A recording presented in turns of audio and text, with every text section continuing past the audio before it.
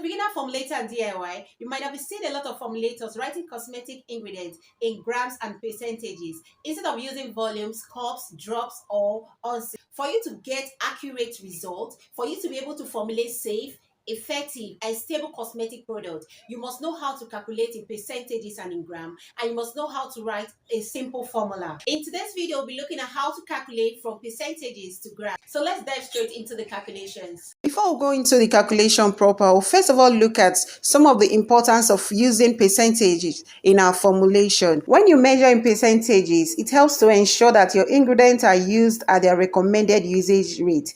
Most of the cosmetic ingredients has usage rate. There are some that you can use between 1 to 100% without having issue, while there are some that have specific usage rate. Once you exceed that usage rate, your customers are at risk. Even you, if you decide to use the product on your skin or your hair, it becomes harmful, and you are also exposed to danger because you have exceeded the usage rate. So if you don't know how to measure in grams, you might end up adding 10 drops because oil comes in different weights. Let's take, for instance, you see a recipe online and they say add 10 drops of castor oil, and you don't have castor oil, you want to formulate something, or you don't like castor oil, you want to use a different oil, let's say argan oil, and they are saying add 10 drops in your formulation that you saw online, the recipe, and you decide to add 10 drops of argan oil, definitely your formulation will not come out right because number one, castor oil is a heavier oil than argan oil, so the measurement will not tally,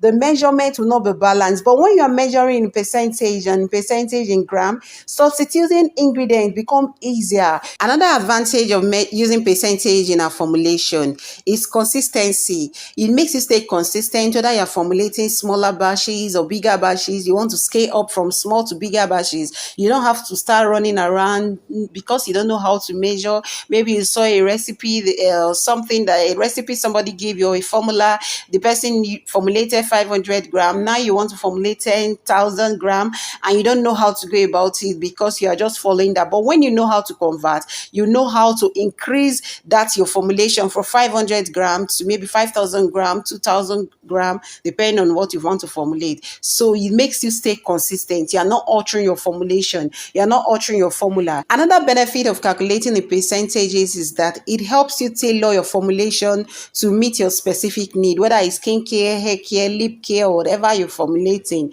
It helps you tailor it. If I have to formulate an alopecia cream, I know what I want to add because I'm not following someone's recipe. Rather, I'm writing out my own formulation to suit whatever needs that person, the customer, or myself have to solve with my formulation. So you see, it makes your brand stand out. It makes your formulation unique because you know how to calculate, so you know how to write a formula that suits each individual need. Another importance is that it helps you to document your process. When you are calculating in gram and the percentages, you have a worksheet where you are writing everything that goes on in your formulation, the way your products react, the ingredient, the way they reacted, the end result, and everything. So it helps you keep a documented copy of whatever you're doing, because at this point you're not copying someone's recipe. If you are formulating a 500 gram, you decide to scale up to 5,000 gram, you have the documentation, you already know that, okay, when I formulated 500 gram,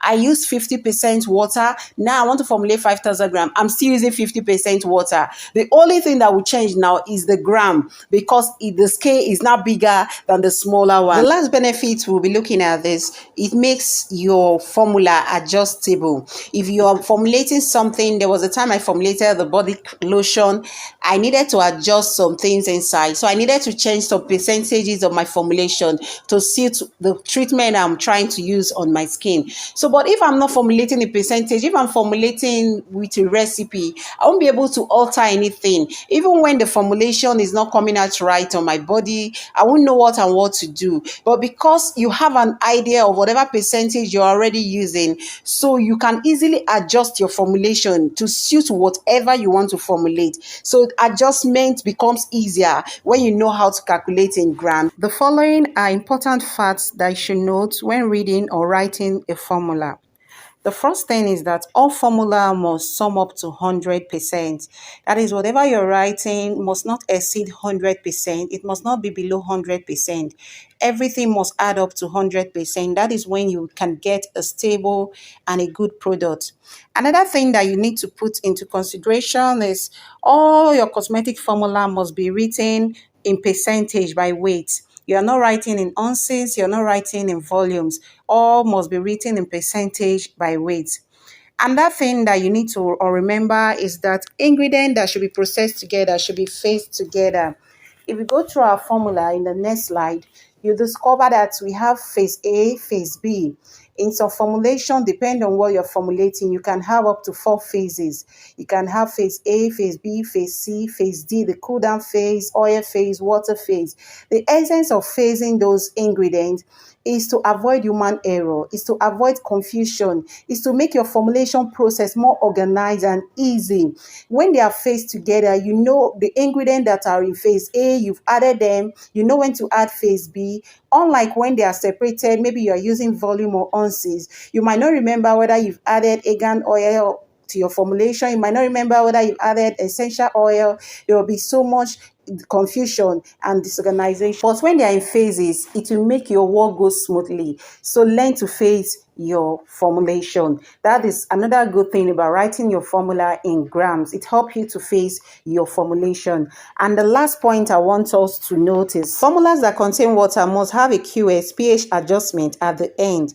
The reason why you're not attaching a specific percentage to the pH adjustment because you don't know the quantity you'll be using. While writing QS, because QS just means quantum sufficient, meaning as much as needed. You don't know if you'll be needing a drop, 2 drops, so you don't even know the quantity you'll be needing. That is why you're not attaching any specific percentage to your pH adjuster. Also, when you're formulating any product that has water, when you're writing the formula, the easiest way to write it is to write out every other ingredient you'll be using in your formulation and write water as QS. That's as much as needed.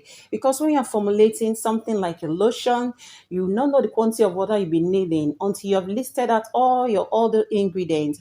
Then you know the quantity of water that you'll be needing, whether you'll be needing 70%, 80%. So yes, you can just go straight ahead and write 80% when you're writing your formula. But along the way, you might discover that there are some ingredients that are not fitting into the 100% because maybe you have underlisted or overlisted some ingredients. So the easiest way for you to write a formula and get accurate formula for your formulation when you're using water, it's advisable to write out every other formula you'll be using. Then whatever percentage that is left will now be used as the water in your formulation. If every other ingredient sum up to 30%, then the remaining 70% will be added as your water in your formulation. So these are easy steps to follow when calculating. You need to decide on your batch size. Your batch size simply means how much product you are making. Are you making 100 gram? Are you making a 2000 gram? Another step that will make your calculation easy is to list out the ingredients you'll be needing and put them in percentages. It will make your work easy. By the time you list out all your ingredients, there are some ingredients that you can use in higher proportion, like carrier oils. Why, when working with something like essential oils and preservative, they have a usage rate. So you need to list out the percentage. You attach percentage to each ingredient that you've been needing. It will make your calculation easy when you start the calculation. If you're able to follow all the steps, you discover that the calculation process becomes very easy for you. Then the last step is to write your percentage-based formula into weights. So how are we going to do that?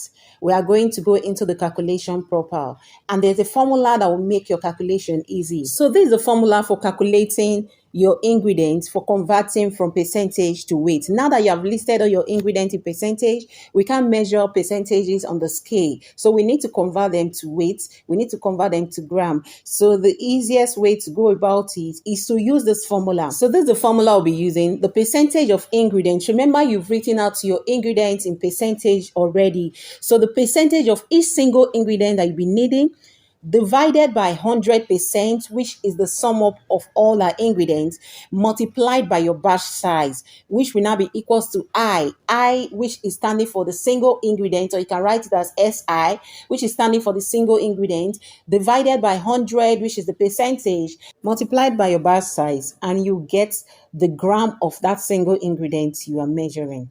For instance, you want to measure your carrier oil is 50% in formulation. What you will do is write 50 divided by 100, multiply by, maybe you are making 300 gram as your batch size, multiply by 300 gram. And whatever answer you get as a final answer will be the gram or the weight of the single ingredient you are using in that particular formulation. Let's look at this slide. This is a spreadsheet.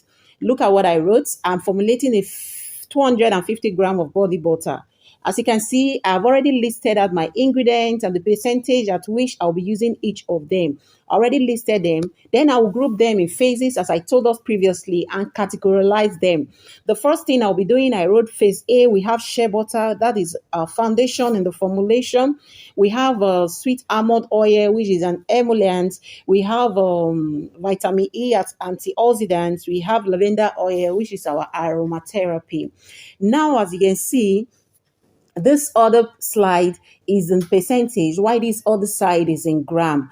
Now I have my shea butter, I'm going to be using it as 70%. Sweet almond oil, I'm using it as 29%. My vitamin E, I'm using it as 0.5%. And lavender oil, I'm using it as 0.5%. What I'll do to get this, then we'll go to the next slide. You see how I got the calculation. So here is an example of our formula. I, as already told us in the formula, stands for the percentage of the single ingredient you'll be using in your formulation. If you look at this formula closely, I'm using shea butter as 70%. So what I'll do is to shea butter, that's I, which is my shea butter. You write it out now. Shea butter, I'm no longer using I because now I have an ingredient attached to the I, which is shea butter. So I'm going to say shea butter, which is 70%, divided by 100, multiplied by 250 grams. To make it easier, you can use your phone or use a calculator and you get 175 grams. So when I'm formulating, I already know that if I'm measuring in scale, my shea butter, I'm going to measure 175 grams. We'll go to the next ingredient, which is sweet almond oil. I'm using it as 29%. So it's going to be 29 divided by 100, multiplied by 250 grams. And using my calculator, I got 72.5 grams as my percentage of a sweet almond oil, which I'll be using my formulation. So this is how you're going to continue all of them. In whatever you're formulating, whether it's a lotion, whether it's a face oil, anything, this is the same step you're going to follow. So when you finish calculating everything, you have to add up all your gram size that you've calculated, and it must sum up to your batch size. As I'm formulating 250 grams, if you add up everything I've calculated, it sums up to 250 grams. It shows that my calculation is in line, my calculation is correct. Even my percentages, if you sum them up, they all sum up to 100%. If by the time you're formulating 500 grams and after your calculation, your final gram is showing 400 and something grams, it shows that there is something wrong in your calculation. It's either you mix a figure or there is something that you didn't add up right. So you need to go back and add up everything. Your final gram size must make sure it correlates with the batch size, and your percentage also must correlate with 100% in whatever you're formulating. You see that if you are able to master this calculation, formulation becomes fun and easier for you, because by the time you want to formulate a bigger batch, if I want to formulate a bigger batch now, this one I'm formulating 250 grams. If I decide to formulate something like 5,000 grams, I will not change anything. The only thing I will change is the gram, which is the weight size. Every other percentage I'm using shea butter at 70%. It still remains at 70%. The only thing that will be altered is the final calculation, which is the batch size. So you see that it's easier to scale up when you're using in formula than measuring in volume and in all. So now that we are through with our first calculation, I decided to do two slides. One is an oil-based product.